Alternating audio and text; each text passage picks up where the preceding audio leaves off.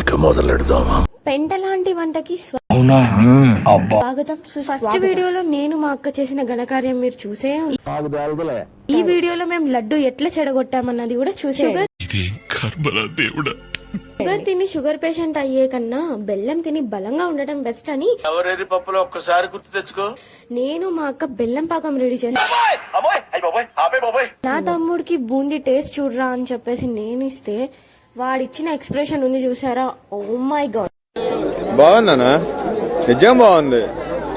బాగుందనా అంటే సర్లే మా డాగి గాడికి తినిపిద్దామని చెప్పేసి మా డాగి దగ్గర ఈడ్చి కొట్టే తట్టు చూసింది నా వైపు. చచ్చినోడి పెళ్లికి వచ్చిందే కట్నం అన్నట్టు మా అక్క చేసిన వంటకి ఈ మాత్రం రేటింగ్ రావడమే గొప్ప అనుకున్నాను.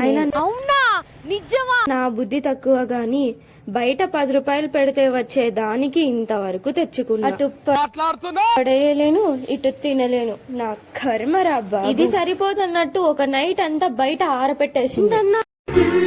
అదంతా అప్పుడండి, ఇప్పుడు నేను మారిపోయానండి. మేలు కొంచెం చూసే కలర్ అన్నా ఉండే, ఆరపెట్టిన తర్వాత అదొచ్చిన కలర్ దరిద్రం రా బాబు. అందరు లడ్డూలకి ఒక స్టోరీ ఉంటే మా లడ్డు చెయ్యడానికి ఒక స్టోరీ. ఈ ఘోరాన్ని నేను ఒక్కదాన్నే చూస్తే ఎలా, అందుకనే మీతో కూడా షేర్ చేసుకుంటాను. ఇలా గడిచింది మా అక్క వాళ్ళ ఇంట్లో ఈ ఫస్ట్ డే.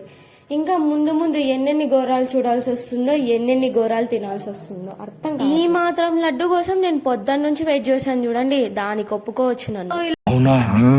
ఇలాంటి తక్కువ టైంలో కాకుండా ఎక్కువ టైంలో అయిపోయే డిషెస్ కోసం మా ఛానల్ ని సబ్స్క్రైబ్ చేసుకోండి. నేను ముందే చెప్తున్నాను, ఈ వీడియో చూడ్డానికే గానీ చేసుకోవడానికి తినడానికైతే అస్సలు కాదు. అయినా ధైర్యం చేసి మేము తిన్నాం.